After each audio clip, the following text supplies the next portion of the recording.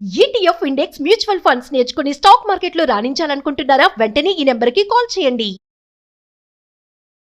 కార్తీక మాసం అంటే ఏమిటో ఆరోగ్య మాసం.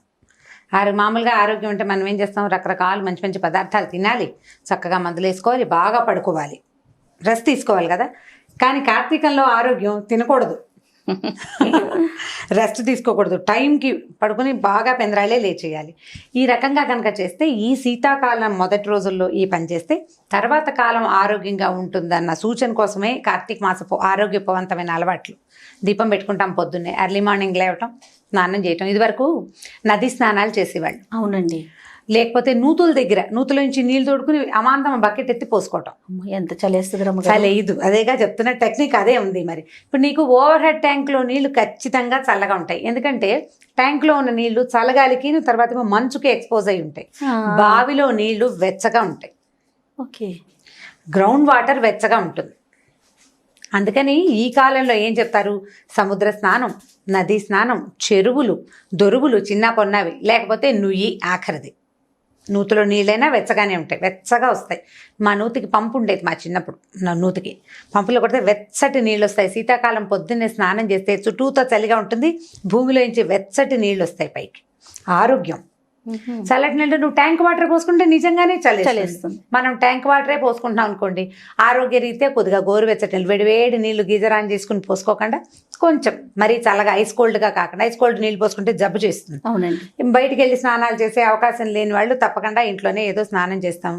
ఒక మాట కార్తీక దామోదరుని తలుచుకుని, నాయన ఈ జన్మకి ఇదే, ఈ సంవత్సరానికి ఇది, వచ్చే సంవత్సరం కుదిరితే నది స్నానం, ప్రతి నెల ప్రతి సంవత్సరం నేను ఇదే అనుకుంటాను.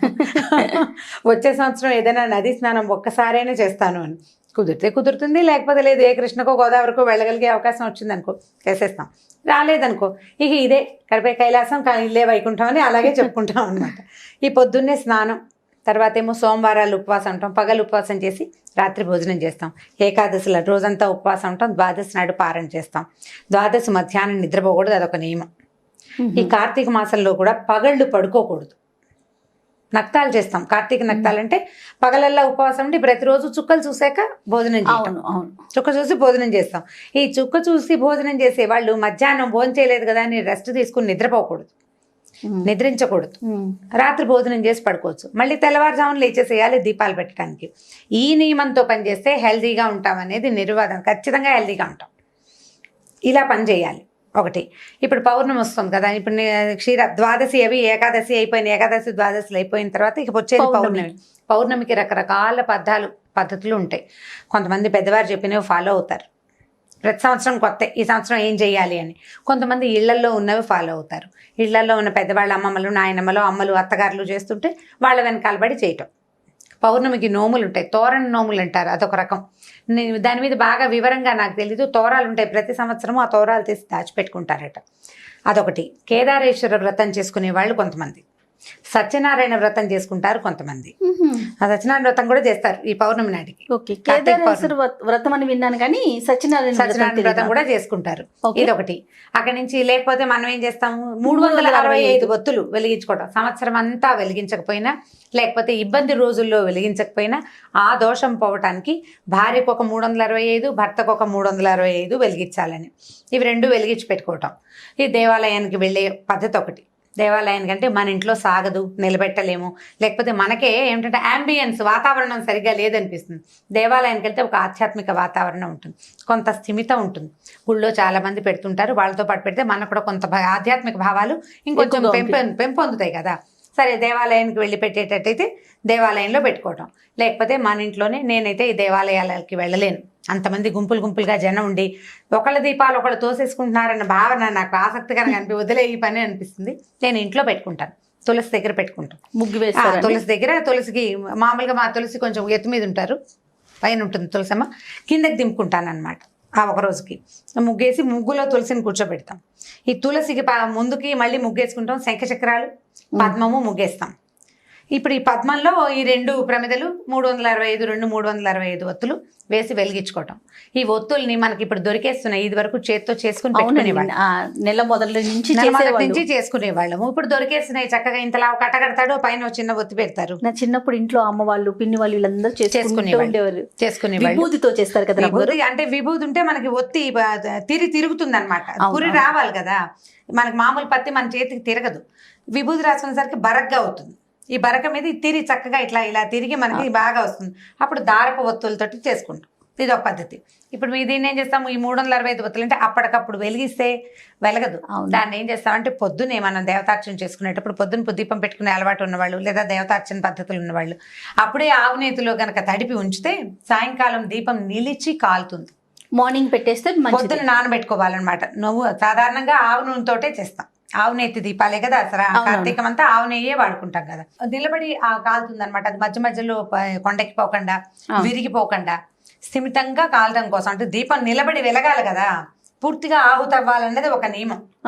దీపం ఇప్పుడు మనం మామూలు దీపారాధన దేవతార్చన దగ్గర రోజువారీ చేసుకునేటప్పుడు దీపం బాగా నూనె అయ్యే వరకు ఉండటం ఒకటి, దీపం నిలిచి వెలగటం. ఒక్కొక్కసారి ఒత్తులు కూడా ఆహుతైపోతాయి. ఒత్తులు ఆహుతైతే చాలా మంచిదని ఒక భావన. ఒక్కొక్కళ్ళు ఆటభేదాలు ఉంటాయి, ఒక్కొళ్ళు ఒక రకంగా చెప్తారు. ఒత్తి మొత్తం ఆహుతైపోతుంది, అది కూడా బాగానే ఉంటుంది. ఈ 365 ఒత్తులు ఆహుతైతే బాగుంటుందని 2-3 పెద్దవాళ్ళ దగ్గర విన్నాను నేను.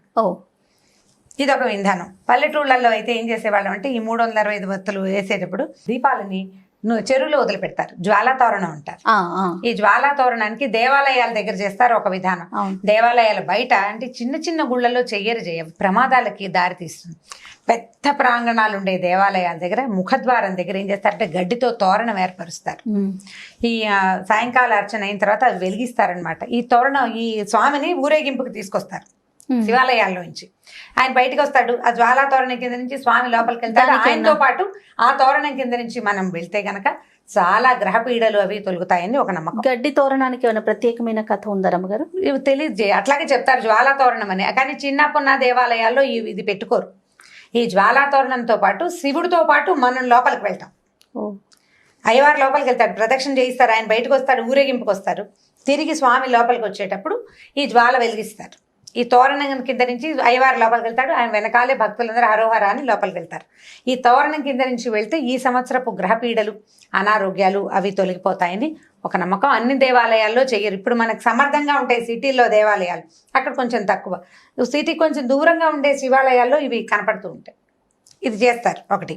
అక్కడి నుంచి అరటి దొప్పల్లో దీపాలు పెడతారు, నీళ్లలో వదిలిపెడితే ఈ నీటిలో కూడా జ్వాల వరుసగా అలా దీపాల వరుస నీళ్లలో కదులుతూ వెళ్తూ కనిపిస్తుంది. నదీ పరివాహక ప్రాంతాల్లో ఎక్కువగా కనిపిస్తుంది. మనం ఇక్కడ నీళ్ళే ఉన్నాయి, ఒక టబ్బుతో నీళ్ళు పెట్టుకుని నీళ్ళలో వదిలిపెట్టడమే ఒక శాస్త్రం కింద.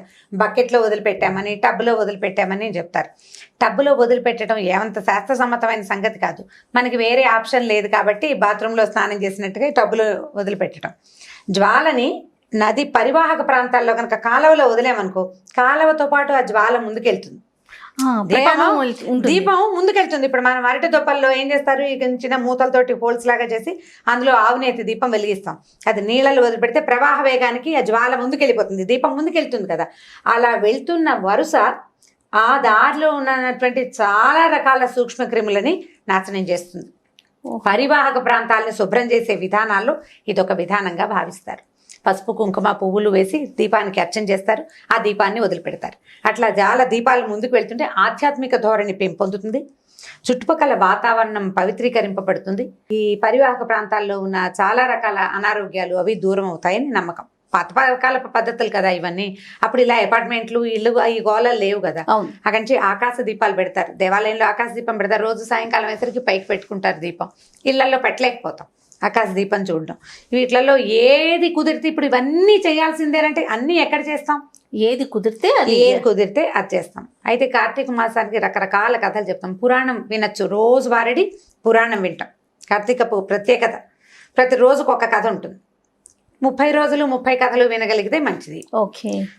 పౌర్ణమి నాడు ఒక రోజైనా సరే వాళ్ళు ఉపవాసం ఉంటాము, ఏదో చలిమిడి అవి చేసుకుంటాం. చలిమిడి దీపారాధన చేస్తారు, అది కూడా ఒక పద్ధతి. మా ఇళ్లలో కూడా కొంతమంది చేస్తారు. చలిమిడి చేసి ఆవు నెయ్యి పోసి అందులో దీపం పెట్టి వెలిగిస్తారు.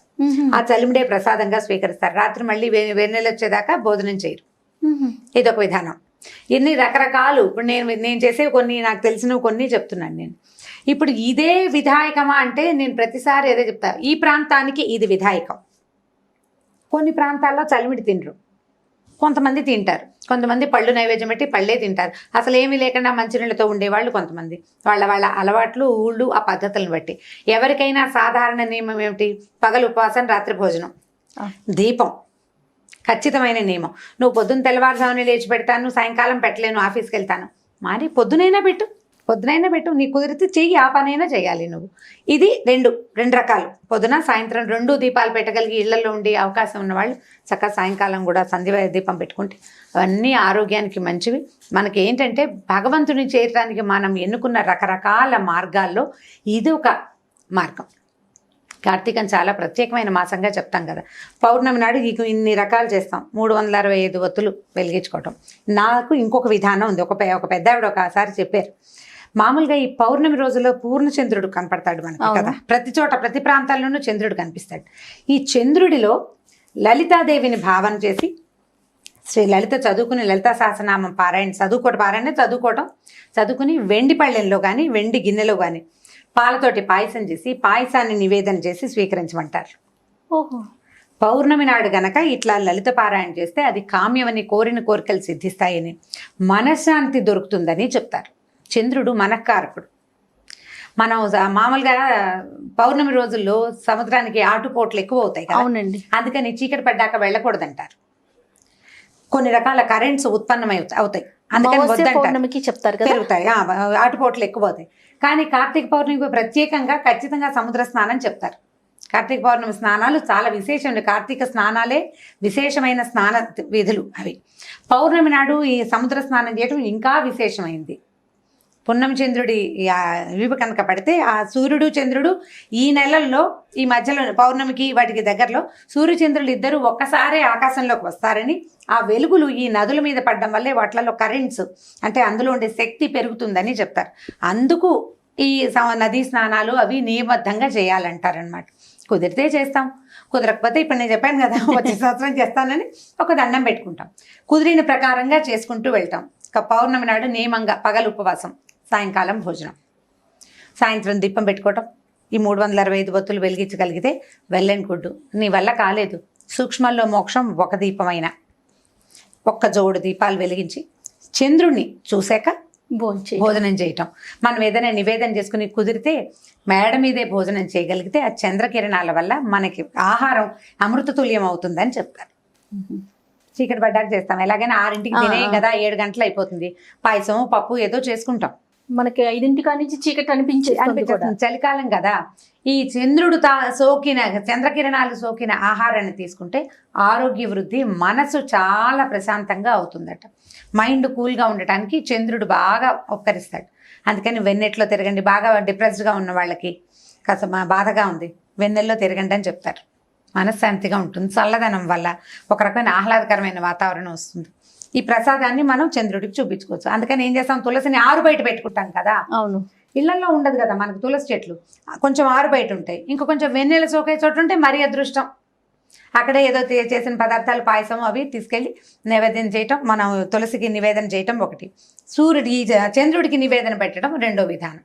ఈ 2 విధానాల ప్రకారం కార్తీక పౌర్ణమిని ఈజీగా సింపుల్గా చక్కగా చేసేసుకోవచ్చు. నేనైతే వీటిలలో దాదాపుగా అన్ని నేను చెప్పిన విషయాలన్నీ నా సొంతమే. ఓకే. 1, 2 మరి ఈ చెరువుల్లో వేటాలు అవి ఈ ఊళ్ళల్లో చేయలేం, మనం చేయలేకపోతాం కదా. ఈ చెయ్యగలిగేవన్నీ చేసుకుందాం. ఎలాగో ఇదంతా హెల్దీ థింగే. ఆవు నెయ్యి తాలూకు కాలిన పొగ ఆరోగ్యదాయకమైంది. అవును, నువ్వుల నూనె పొగ కూడా అలాంటిదే. నువ్వుల నూనె పొగతోటి క్రిములు, సూక్ష్మ క్రిములు నశిస్తాయి. నెయ్యి ఆయుర్వృద్ధి అని చెప్తారు.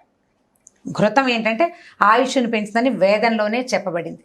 ఆహారంగా తీసుకుంటే ఎంత వృద్ధో దాని నుంచి వచ్చే పొగని పీల్చినా కూడా అంత వృద్ధి జరుగుతుంది.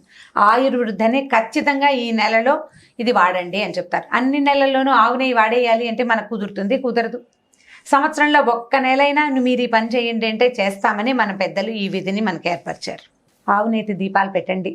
వీలయ్యి మీకు బాగా కుదిరి ఇంటి నిండా వాకిలి నిండా దీపాలు పెట్టుకోగలిగితే మహత్తరంగా ఉంటుంది. అవన్నీ చేయలేకపోయినా 2 దీపాలైనా పెట్టుకుని చక్కగా ఆరోగ్యవంతమైన కార్తీక మాసాన్ని మీ సొంతం చేసుకోండి. ఓకే రమ్మ గారు, ఓకే, నమస్తే. ఈ వీడియో కనుక మీకు నచ్చినట్లయితే లైక్ చేయండి, షేర్ చేయండి. మరిన్ని వీడియోస్ కోసం మా ఛానల్ని సబ్స్క్రైబ్ చేసుకోండి. రోజుకి 1 కోటి మందికి పైగా వ్యూవర్షిప్ని సంపాదించుకున్న సుమన్ టీవీ నెట్వర్క్ ఇప్పుడు సరికొత్త పంతాలో అడుగు వేయబోతోంది. సుమన్ టీవీ నెట్వర్క్ని జిల్లాల వారీగా ప్రారంభించబోతోంది. ఫ్రాంచైజీస్ కోసం ఆసక్తి కలిగిన వారు క్రింది నెంబర్ని సంప్రదించగలరు.